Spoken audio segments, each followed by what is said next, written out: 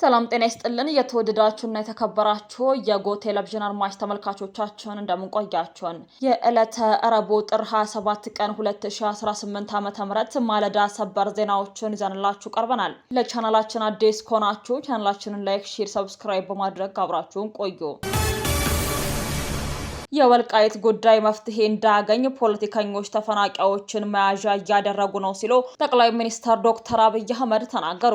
ጠቅላይ ሚኒስትሩ ትላንት በተካሄደው የስድስተኛው የህዝብ ተወካዮች ምክር ቤት 5ኛ ዓመት የስራ ዘመን 10ኛ መደበኛ ጉባኤ ላይ የፌዴራል መንግስትን የግማሽ ዓመት የስራ አፈጻጸም ሪፖርት አቅርበዋል። በትግራይና በአማራ ክልሎች መካከል ለዓመታት የይገባኛል ጥያቄ ሲነሳበት የቆየው የወልቃይት ጉዳይ እስካሁን መፍትሄ ማግኘት አለመቻሉን ጠቅላይ ሚኒስትር ዶክተር አብይ አህመድ ተናግረዋል። በአካባቢው ያሉ ዜጎች ወደ ቀያቸው መመለስ ቢፈልጉም ተፈናቃዮችን ለፖለቲካ ዓላማቸው እንደ መያዣ የሚጠቀሙባቸው ፖለቲከኞች ችግሩ እንዳይፈታ እንቅፋት ሆነዋል ብለዋል። ተፈናቃዮችን ለራሳቸው የፖለቲካ ህልውና መጠቀሚያ የሚያደርጉ አካላት መኖራቸውን የጠቆሙት ጠቅላይ ሚኒስትሩ ይህም ዜጎች ማግኘት የሚገባቸውን የትምህርትና የጤና አገልግሎት እንዳያገኙ አድርገዋቸዋል ሲሉ ተናግረዋል። የወልቃይት ጉዳይ በህዝብ ፍላጎት በህጉ መሰረት መወሰን አለበት ሲሉ አንስተው ስደትን፣ መፈናቀልን ችግር ዘርተው እርዳታ የሚጠይቁ እንዳሉም ገልጸዋል። መንግስት አቅም በፈቀደ መጠን የህዝብ ጥያቄ በህጋዊ መንገድ ምላሽ እንዲያገኝ ጥረት እያደረገ ቢሆንም የፖለቲካ ፓርቲዎች ለጉዳዩ መፍትሄ ምቹ ሁኔታዎችን መፍጠር እንዳለባቸውም አሳስበዋል። በክልሎቹ መካከል ያለው ውጥረትና የይገባኛል ጥያቄ በንግግርና በህግ አግባብ ከመፈታት ይልቅ ለፖለቲካ ትርፍ መጠቀሚያ መሆኑ ዜጎችን ለከፋ ስደትና መፈናቀል እየዳረገ መሆኑን ጠቅላይ ሚኒስትሩ በዝርዝር አስረድተዋል። ምርጫው ፍትሃዊና ሰላማዊ እንዲሆን የፖለቲካ ፓርቲዎች የነቃ ተሳትፎ ሊያደርጉ ይገባል ሲል ነጻነትና እኩልነት ፓርቲ ገለጸ። 7ኛው ጠቅላላ ምርጫ ነጻ ፍትሃዊና ሰላማዊ እንዲሆን የፖለቲካ ፓርቲዎች የነቃ ተሳትፎ ሊያደርጉ ይገባል ሲል ነጻነትና እኩልነት ፓርቲ ገለጸ።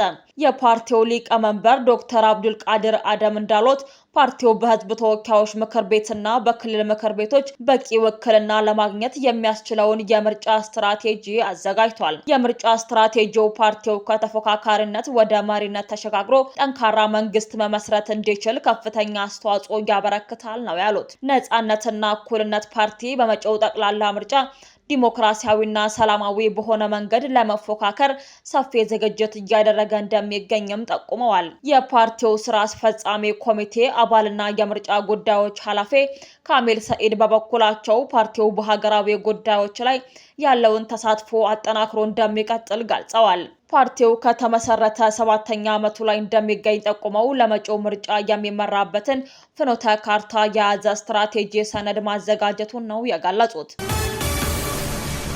በአፋር ያለው ድንበር በራያ ጨርጨር በቢሶበር በኩል ከህወሓት ጋር እየተደረገ ያለው ውጊያ መቀጠሉ ተገልጿል። ህወሓት ሰሞኑን የጀመረውን ትንኮሳ ገፍቶበት በሞርተርና ዲሽቃ የታጀበ ውጊያ እያደረገ ይገኛል። የህወሓት ኃይሎች ወደ ኡላጋ ቦታ፣ መርፋታና ቢሶበር አካባቢ ከባባድ መሳሪያዎችን ጨምሮ ሰራዊቱን እያቀረበ መሆኑን ከስፍራው የደረሰን መረጃ ያመለክታል።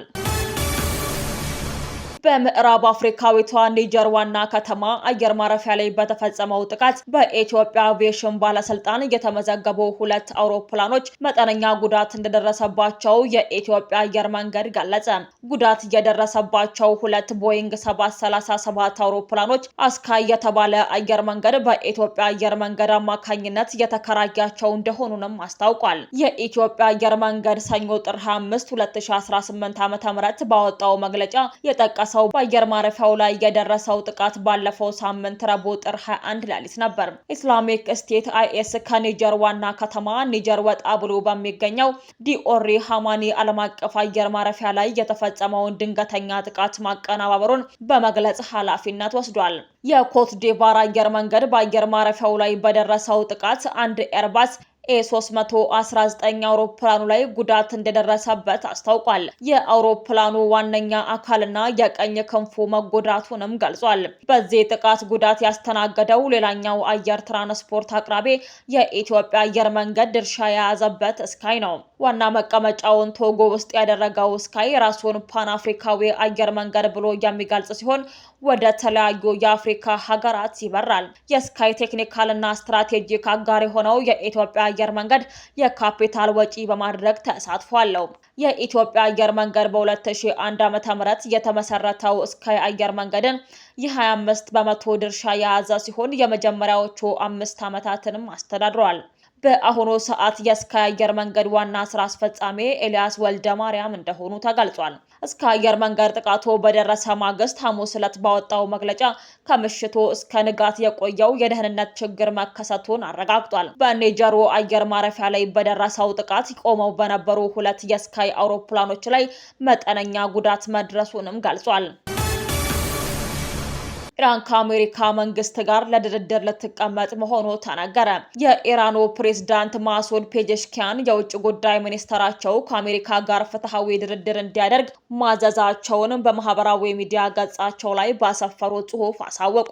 አሜሪካ ወደ ኢራን ያስጠጋችውን የጦር መርከብ እየመለሰች መሆኑ ተዘግቧል።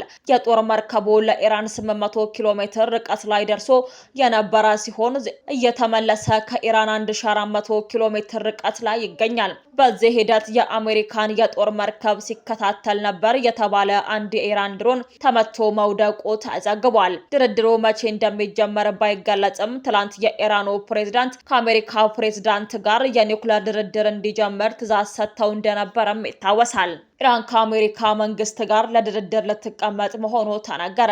የኢራኑ ፕሬዝዳንት ማሱድ ፔጀሽኪያን የውጭ ጉዳይ ሚኒስተራቸው ከአሜሪካ ጋር ፍትሐዊ ድርድር እንዲያደርግ ማዘዛቸውን በማህበራዊ ሚዲያ ገጻቸው ላይ ባሰፈሩት ጽሑፍ አሳወቁ።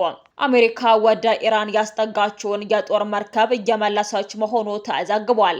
የጦር መርከቡ ለኢራን 800 ኪሎ ሜትር ርቀት ላይ ደርሶ የነበረ ሲሆን እየተመለሰ ከኢራን 1400 ኪሎ ሜትር ርቀት ላይ ይገኛል። በዚህ ሂደት የአሜሪካን የጦር መርከብ ሲከታተል ነበር የተባለ አንድ የኢራን ድሮን ተመቶ መውደቁ ተዘግቧል። ድርድሩ መቼ እንደሚጀመር ባይገለጽም ትላንት የኢራኑ ፕሬዝዳንት ከአሜሪካው ፕሬዝዳንት ጋር የኒውክሌር ድርድር እንዲጀምር ትዕዛዝ ሰጥተው እንደነበረም ይታወሳል።